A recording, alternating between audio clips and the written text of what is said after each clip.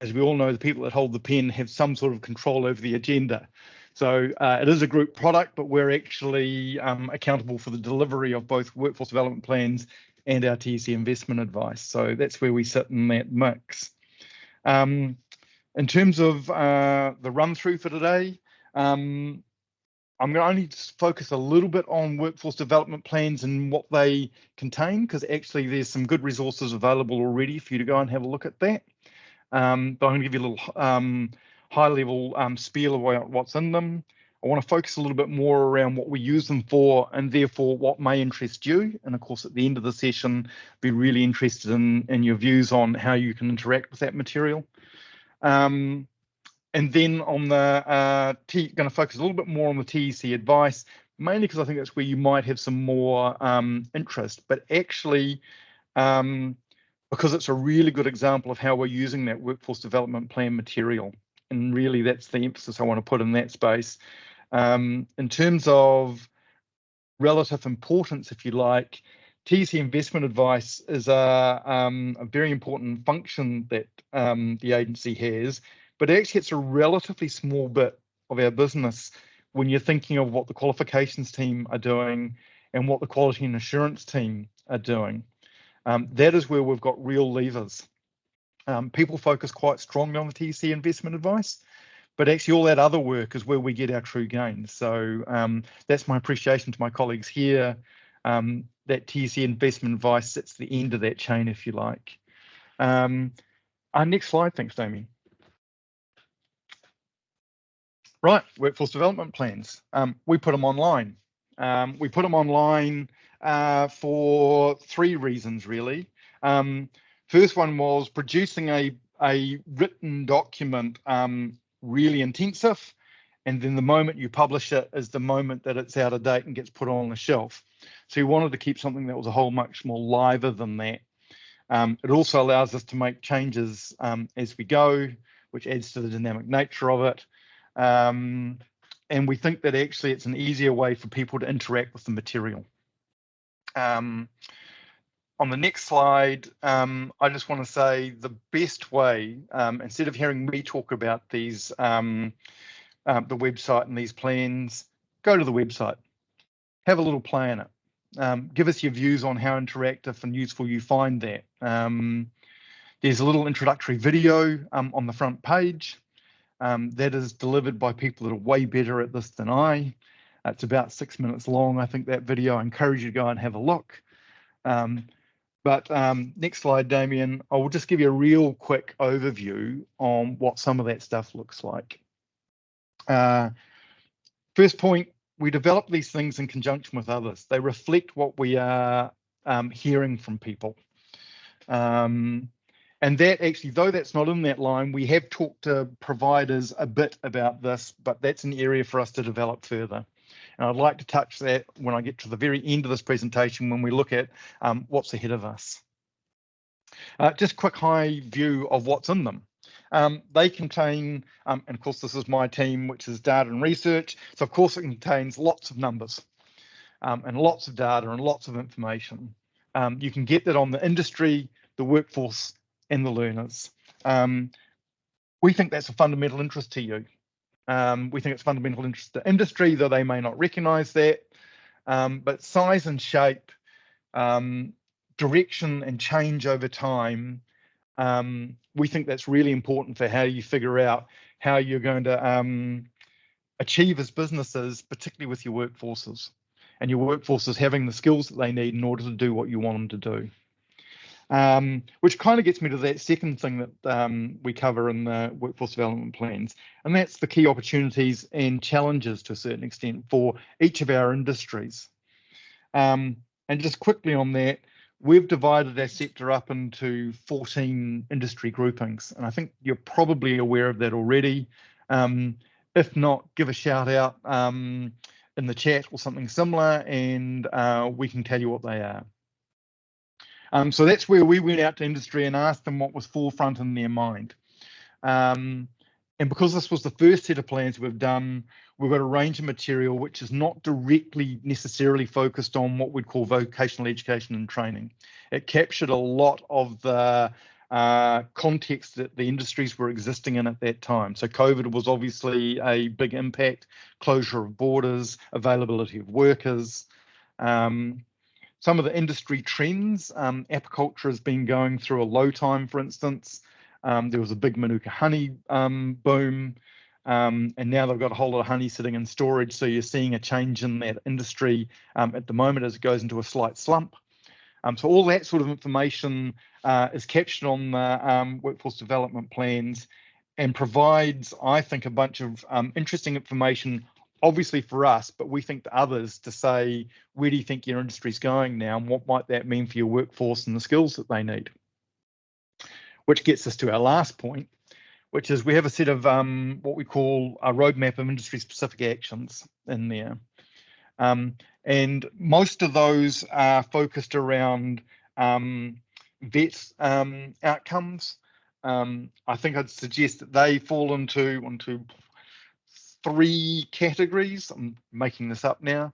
Obviously the qualifications themselves. So there's things where people have gone, there's things missing in quals or they don't quite work for us. And so there's a bunch of actions around that. There's a bunch of actions where they might tell you that the thing is the quals don't work, but when you dig underneath that, it's because actually delivery for them is not quite matching what they thought, which also sort of shows you in some ways the understanding of industry around the system not being able to differentiate between the two. So there's some things in there where we're looking at the delivery elements, and actually the quality insurance team that are the sponsors for this Hui series, they've got some big work in that space that you'll have known about that they're doing with the Food and Fibre Code, for instance, learning in the 21st century. I think there's a bunch of stuff in there that is of real interest to you. And that actually falls as one of our cross-cutting actions where we know that it affects not just one industry or 2 industry groupings, it's almost right across our sector. And the third area is a little bit more, a slightly longer bow to connection to vet. And that's where they're facing some challenges, such as health and well-being, particularly mental health for workforces, and what can employers and employees do in that space. Diversity, what might that mean for their workforces, and what that might flow into for both qualifications and how they're delivered.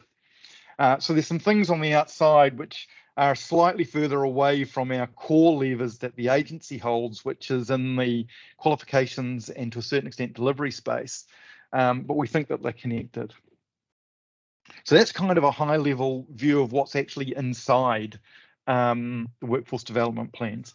Once again, encourage you to go away and just actually have a look and a play in that stuff. Have a look at that introductory video, which will step through each one of those sections in a little bit more detail. And any questions, come back to us. That's turning my focus now to something that I think is more important in some ways. Actually, just back one. Sorry, Damien. These things at the bottom, which are around what do we use them for, and therefore what may you use them for, and what other things could you think of that you might be using them for. So the thing we're going to touch on today, they actually guide our advice to the Tertiary Education Commission, and to others for that matter. They drive the development of our qualifications. And then the last one is a little bit more of a catch-all, but that gets to that third area where workforce development to a certain extent is more than just qualifications. There's a whole range of stuff that fits in there. And so what we're trying to achieve is how do you actually get people to flourish in our sector and therefore businesses to do well. So that's what we use them for. What I'm now going to turn to is that specific of the TEC advice. Actually, next slide, one resource you might want to go and have a look at is Te Mataroronga. That is the shared data platform for all of the workforce development councils. That contains a whole bunch of data on everything. So we encourage you to go and have a look at that, because I know today you're here listening to Muka Tangata, but you will also be delivering in other spaces, which is not just our sector. And that will contain information on workforces and learners and industries, right across all the WDCs. So encourage you to go and have a look at that. And once again, very happy to receive feedback on what you think of that site and how you might use it and what you might want to find better. Right, now I'll turn to TEC advice. And before I get into the substantive slide, I'm going to put some context around the TEC advice. So what do we do? The goal is that industries have the skilled workers that they need both now and in the future. So that's kind of one of the main goals for the organisation. One of the ways that people get skills is by undertaking training. And of course, there's a range of different training that they can take. And a large aspect of that is formal training.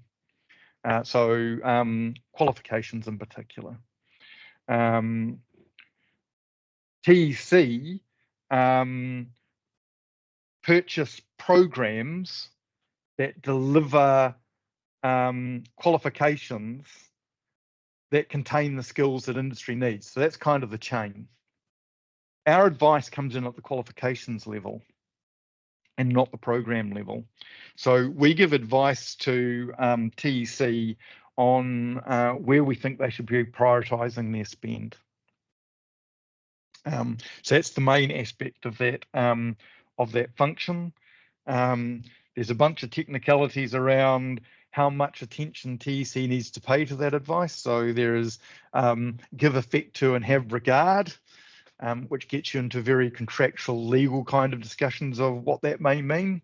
But in my layman's language, one of them is they should attempt to do that to the best of their ability to do so with a few caveats, like having enough money or the stuff being available. Or they need to take that into account when they're making their decisions. That's kind of the split.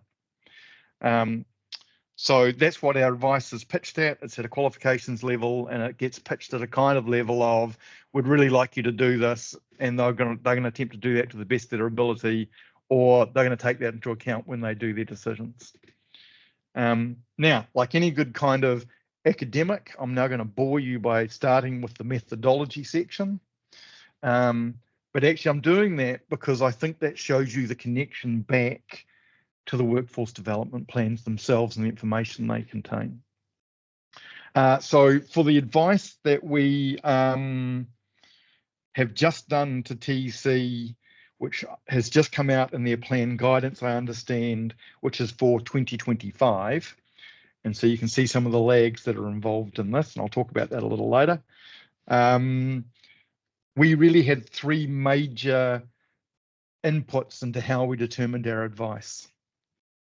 The first one was that the Ministry of Primary Industries undertook an exercise to forecast workforces in the primary sector and split that out by different industry types.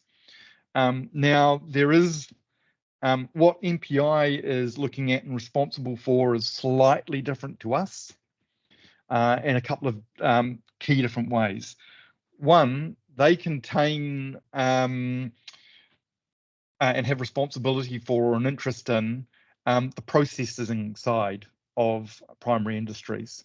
So meat processing, for instance, where we don't hold that as a Workforce Development Council, that's held by one of the others. Though we have an interest in the value chain. So they include things that we do not.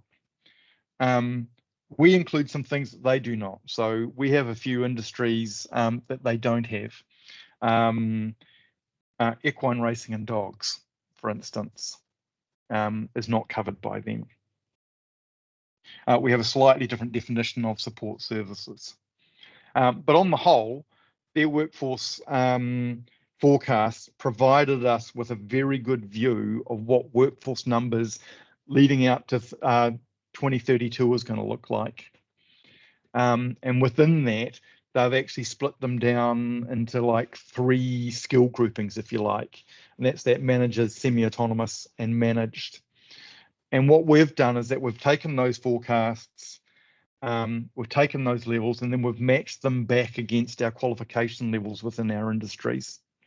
So in some ways, this has set the broad target buckets, if you like, for what the kind of workforce needs are going to look like. And that is a broad exercise. So, this is not decimal point accuracy that we're dealing with here. It's set the broad buckets. The next thing we did is that we, as part of our engagement within this industry, we focused in this kind of engagement round on talking to industries around what their skills needs, gaps and shortages were. And they could express them in a whole lot of different ways. One of the easier ways they do that is in occupations. They might tell you they need more dairy herd managers, for instance. So the occupation aspect in our sector is a little less useful than it may be in some others.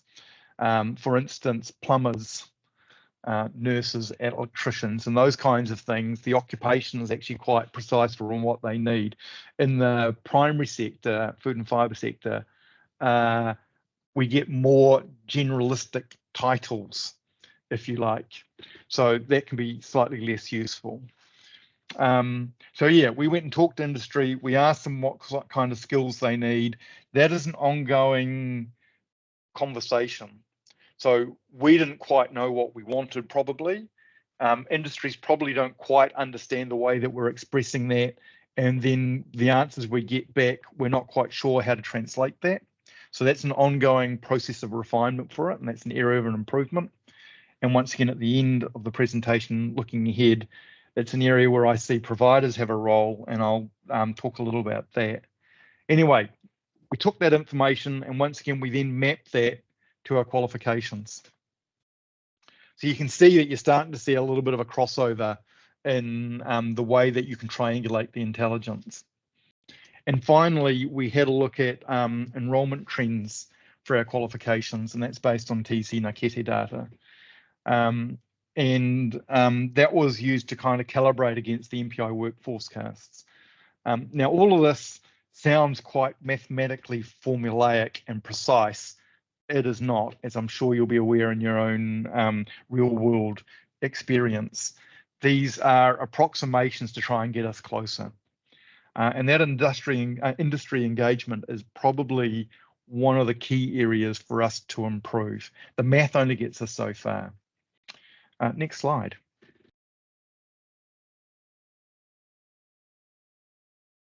Right, I think this might actually get to some more meat of what might interest you. So this is really, when we analysed all that material, what did we see were the key drivers? Number one, if we look at our past workforce history, they've been growing. On the whole, our workforces have been increasing their workforce numbers. With all graphs, they jump around a little bit, and that's not true for all, but actually that's a pretty good general statement.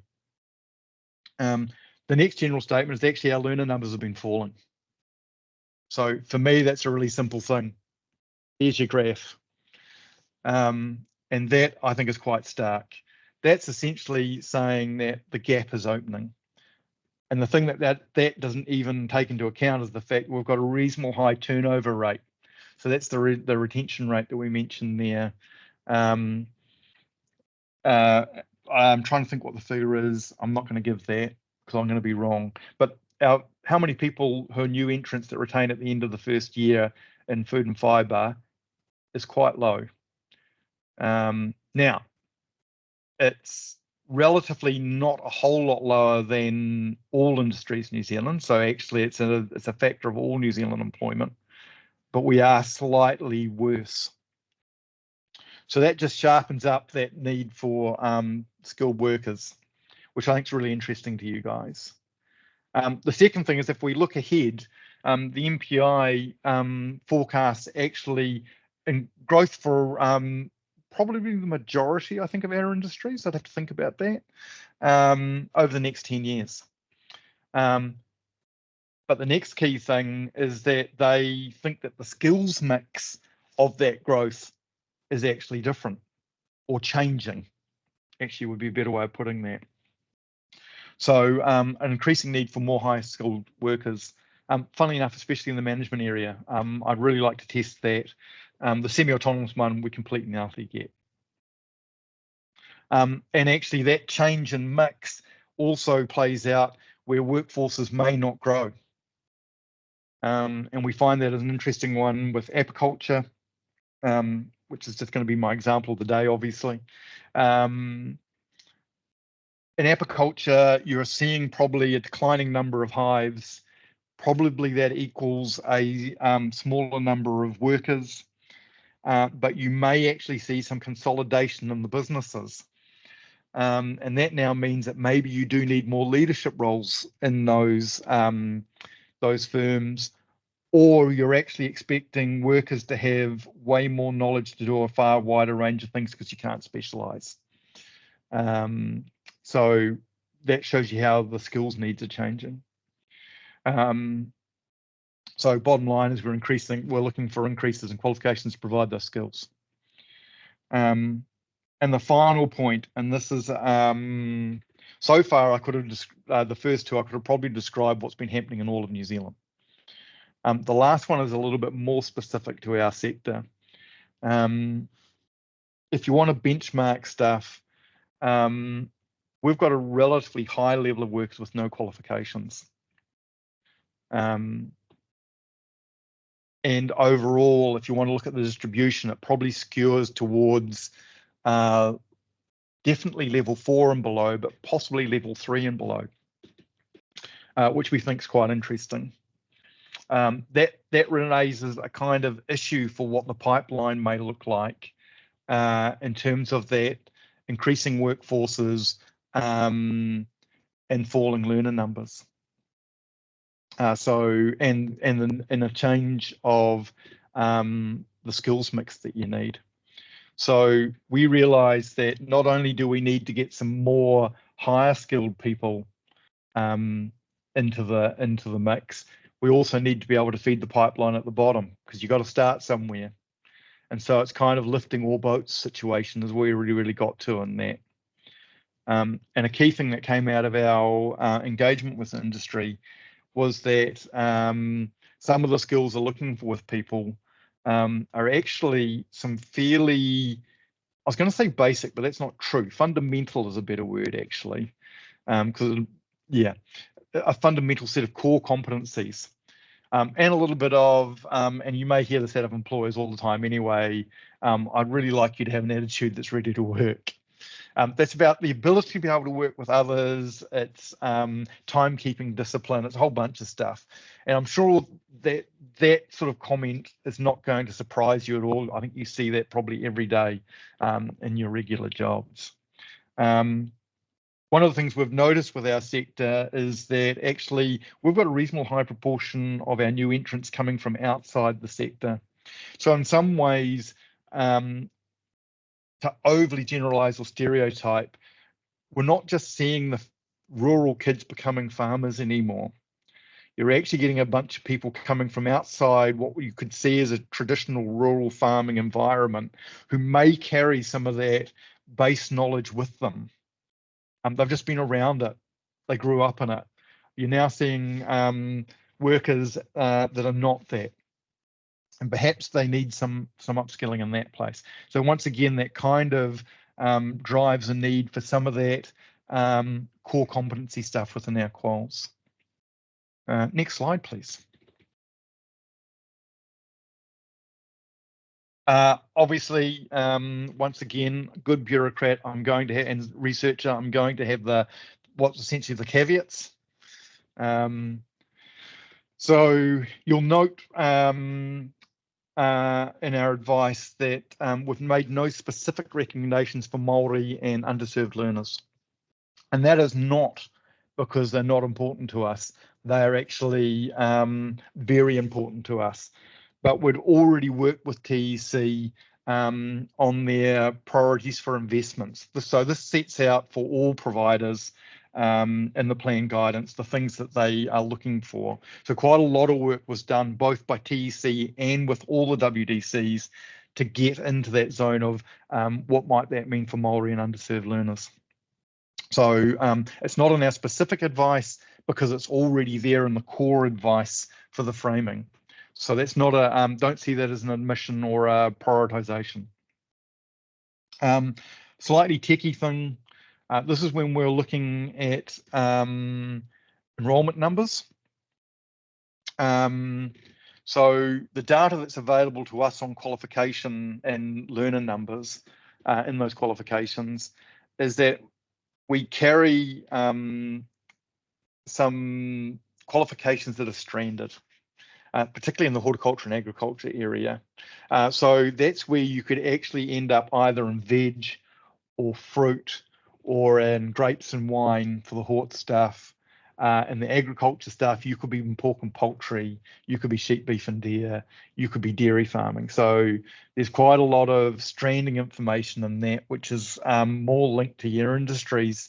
But unfortunately, we don't get to see a full picture of what that looks like because we can't see what strand learners may be taking. So that's an area where actually we could use some help from providers trying to help us figure out what that might look like. We can work on the demand side, if you like, from industry, but we're lacking a picture on what that supply side might look like to respond to that demand. So that's an area for us to improve. And finally, we haven't done much regional analysis. That's an area that we'd like to improve on. We have relied on what the RSLG groups produced before they were disbanded. That was very useful to us. The general comment is that we actually think that, you know, training should really look to what the industry breakdowns look like. So we've got some regional industry data, and you'd think that the provision would be relative to that, but we know that it's not an easy picture or sum to do. So that's all how we went about it and what was driving us, and a few caveats. Turning to what did we actually say for 2025. Next slide. So this is our kind of overarching advice. You'll actually get a better sense of what TEC is looking for by looking inside their plan guidance. This is really trying to give you the strategic view of what was driving us. So following on from that analysis around rising workforces, dropping learners, well, we just need more. We need some more learners. And that increase needs to be both in skilled new workers for those increases, but also a different skill mix within them to help with productivity growth. So that's the dual thing we've spoken about. So in essence, we're looking for more, and we're looking for a good mix and a slight change in the intensity of that mix, perhaps. Next one, and this is crucial, and this will come to the plan guidance. So in the plan guidance, there is a limited set of things that they published as a priority. And what we've said with them is, look, we've got a whole bunch of qualifications, and I think we're a little bit more unique in our sector than some of the other sectors. The learner numbers for any given program and qualification are low. They're quite small. So when you're trying to, you've got your big picture of what the workforce needs might be, but you're now trying to see if the supply chain can get there, and you're looking at the history of that supply chain, if you like. Well, those small numbers make it really hard to say what the next number is going to be without being utterly ridiculous. You get, 100% increases in those sort of figures when you're trying to give a percentage increase. And we gave percentages on the whole rather than absolute figures because we think absolute figures just are spurious accuracy. that overstates our ability to look at that supply and demand pipeline, and do it like it was math, because it's not. So we did them as percentages to try and get direction of travel, but also knowing that you probably can't get back to where we would like to get back to in our previous numbers, if you like, in one big jump. That takes time to build up capacity and also to have money available. So there are a bunch of quals where we couldn't say we specifically want X percentage or X number, but we asked TEC to say, when a provider rocks up and says, I'd like to offer X, I don't want to hear the comment, oh, no, you can't have that because Muka Tangata didn't say it was a priority. What we've said is that you should give that consideration for whether you can fit that within your overall budget cap, which will be very important to them. And also, obviously, meeting all other criteria that providers need to meet. We haven't got a commitment from them that's the case, but what would be very interested hearing from the sector is if they do start hearing TEC saying we can't fund that because the TEC didn't, because the WDC didn't back it. We think that actually you could have increases across most of our stuff. Lying under the surface of that, as a caveat, is that we know that we have a number of quals that are just not well supported, and we're not suggesting that you would see huge increases in those just to get bums on seats. We'd like to see industry either support them or telling us how to change them so they're more useful, so they will support them. So that's an ongoing process for us as an organisation. But as we say in that last line, we don't actually expect the demand for those quals to be large, and so we actually think the number of places that they're looking at should be able to be accommodated. So that's an ongoing discussion, conversation space, both with TEC and also hearing from you guys in that space. Finally, in our advice, we get the opportunity to say what the mode should be. And to be honest, we've fudged that very slightly, but we've got a general principle. And this is one that you won't be surprised to hear. We kind of have a preference for workplace training as part of training. We actually think learning on job is probably one of the key things for a sector like ours. But we realise that obviously that's a mix. And that's what that next statement's about. So, there's a number of different ways that you can get that kind of work component into any form of training. Now, the thing we recognise and do not have control over is that the way that the funding categories might work on that may be a barrier. I think ideally we would see the best training mix being a hybrid, but the funding categories probably don't quite support that. That isn't just an ongoing involvement of the system, I think. So that's what the high-level nature of our advice is. You'll see the specifics inside the TEC plan guidance they've just released. Our takeaway from that is, if you don't see your particular thing there, don't go, oh, it won't be supported. Go and have the conversation. And that is not a guarantee that you'll get funding for it, because there's a whole bunch of reasons that you may not. But we don't want to hear you didn't get it because we didn't include it as a line item. And with that, I'll turn to our next set of advice, because we're having to do that already. So by way of context for the advice for 2025, we handed over the substantive draft of that advice to TEC in November of 2020, last year, 2023.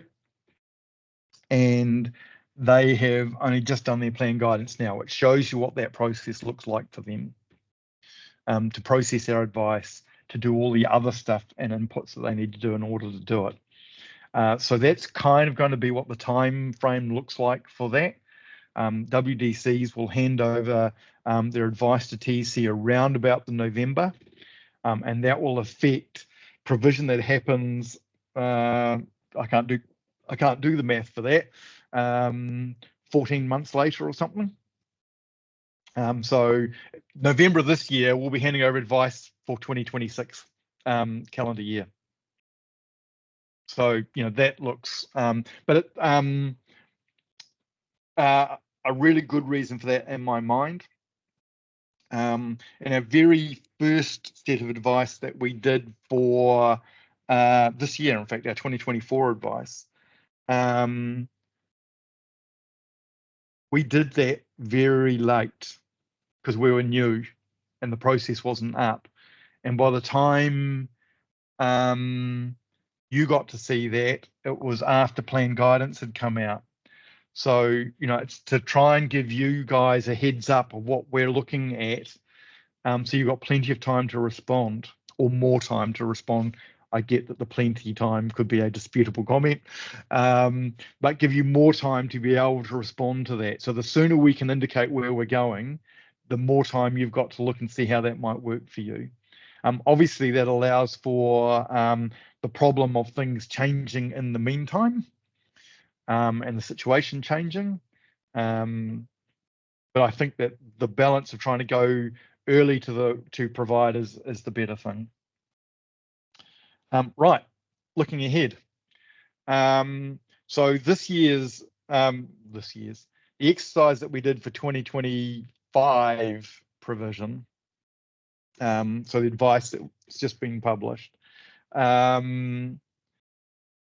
We focus a little bit more on the math side of that, in the sense of we took the forecasts, we did a bunch of mapping to our qualifications, we had a way better look at what enrolment trends had been, to try and build that capability. Alongside that, we shoved a more intensive effort into talking to industry more specifically around skills needs.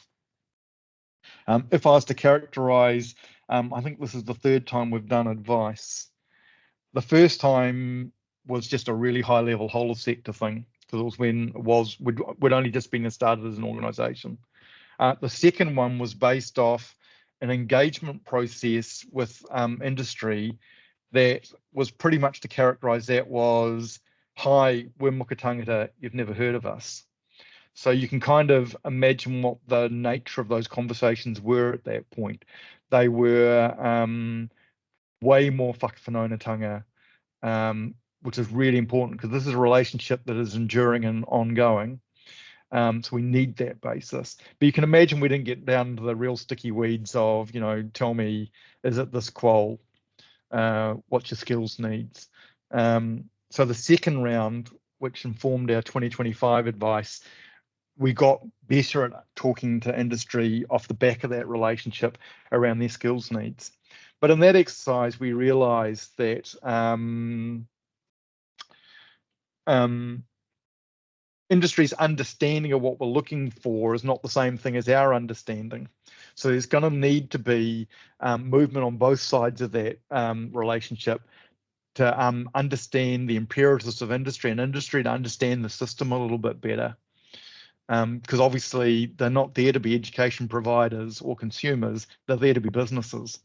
But in order to do that, they need to have a little bit of understanding around what skills their workforce might need and how that might relate to the training and qualification system. So that's an ongoing focus for us. So that is improving our engagement with industry, better understanding skills needs, and getting to check that advice essentially at the level of, is it these qualifications and is it these numbers? And that's what we'll be doing during this year.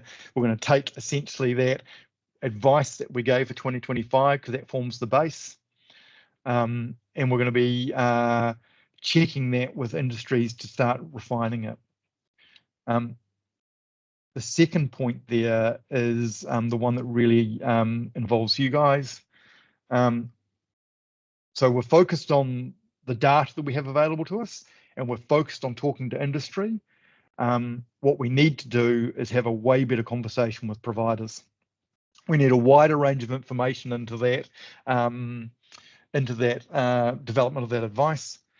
Providers, I think, are one of the key groups that we haven't engaged with.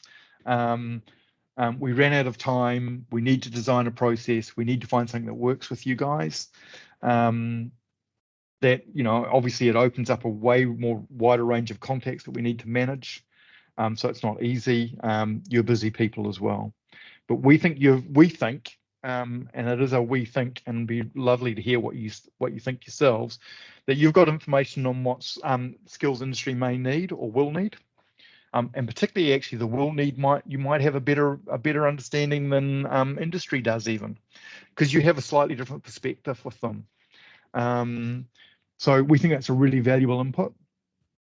And actually you're the ones that are going to have to deliver anything that we ask for, and capacity constraints and capability constraints are going to be a real key one in that space.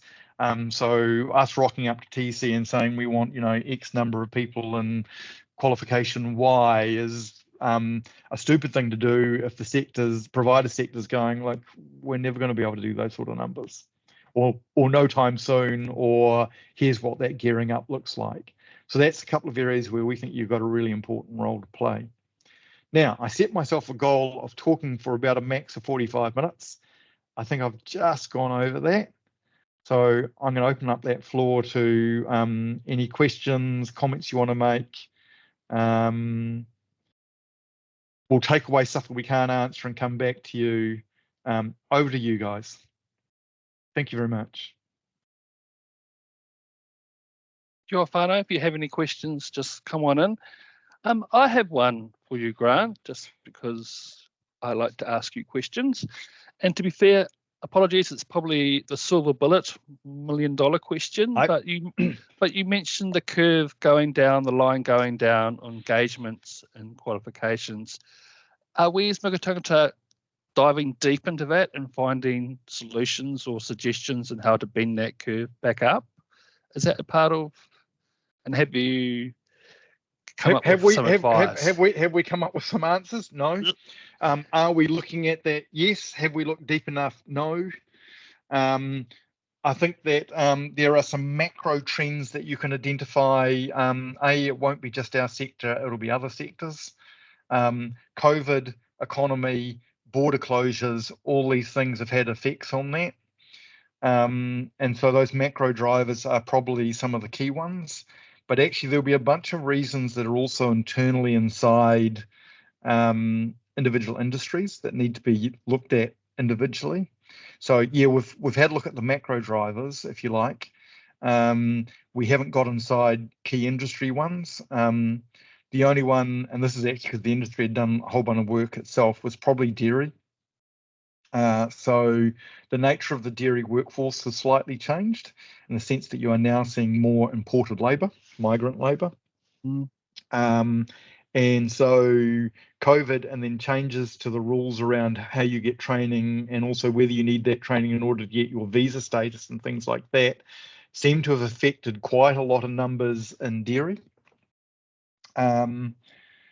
This is anecdotal and something that we'll pick up as part of the agriculture qualification development project for looking at those quals.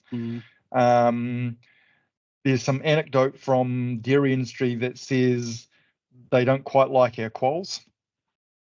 And of course, that immediately needs a whole lot of digging in. I think what the sorts of things we're hearing is that they're quite big and they take quite a long time.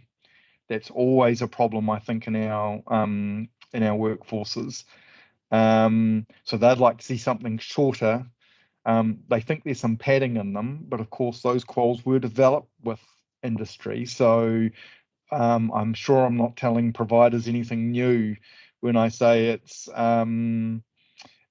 You've probably heard industry or employers go, oh, those qualifications, they contain a lot of stuff I don't need. And when you break it down, everything in it, and they go, oh, can we take out this? And go, oh, no, we need that.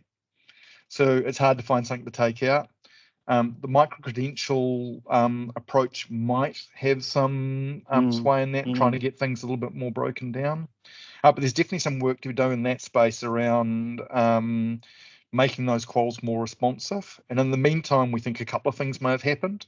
One, those bigger people like Dairy NZ can offer a bunch of informal and non-formal. Yeah. And so we think we've seen a little bit of movement into that kind of workshoppy short course space that's not credentialed. And of course, the other thing that employers do is they don't train. When they're feeling pushed and they don't want to release their staff, or they don't see the value, then they start to not train their staff. So yeah, we need to do more work getting inside that. You can see that an organisation like Dairy NZ's actually spent a bit of effort doing that, and they still don't have great answers or necessarily maximum insight either. But no, really good question. Done the macro, drilling a little on some of the bigger industries, need to do more.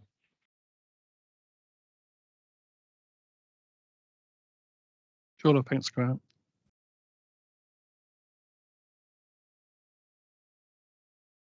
Oh, someone has their hand up. Kia ora.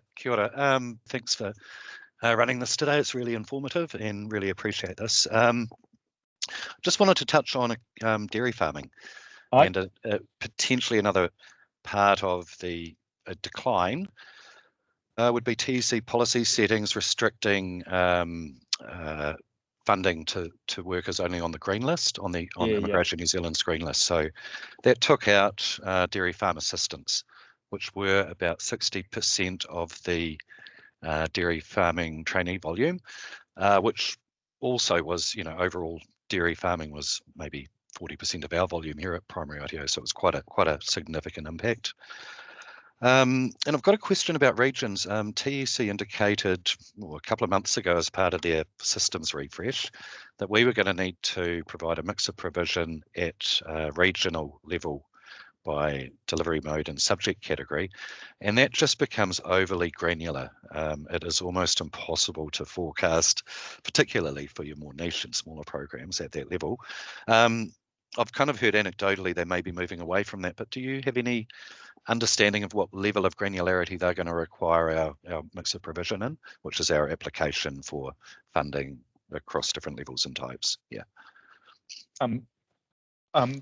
Kia ora, Blair. Look, thank you so much for the comment on the dairy thing for a start. The granularity one, I can't offer you any further intel on that. I can only offer a couple of observations, I suppose. One of them goes, and this is going to sound more pointed than it's really meant, TEC do get down on that weeds quite quick. And then my next comment is to cut them a break, because working in a data environment myself, I realise that we go quickly as data people, go quickly to granularity as well. So I get the desire to do that. I also, if I go back to what I think I said in my spiel, we didn't do a whole lot in the regional space. We also, all the advice is not totally granular, because I think it's slightly spurious accuracy for the very reasons that you've said. So I think that's the nature of an ongoing conversation with TEC, and I get that is not necessarily an easy thing, because in some ways the way you interact with TEC is transactional is not quite right, but it's procedural. So there's a number of steps you step through, when actually what you're trying to have is a conversation with them. So I can only but encourage you to try and have more conversations and less procedure, because that's how you get some group understanding.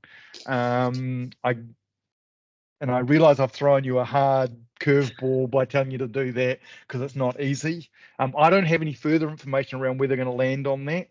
But when you get to them in a conversation, they are sensible, knowledgeable people who actually do know their stuff. And when you talk about the sorts of things that the intel you bring, they go, "Oh no, you're right. It's just that when they write procedures, you don't see that."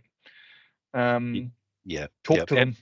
Yeah, and I think what we've found in the past, even at a non-granular level where we're perhaps forecasting by trainee or apprentice type and by level, even that is quite hit and miss, because there are just so many different drivers out in the industries that may either improve or decrease the uptake of training. So no, yeah.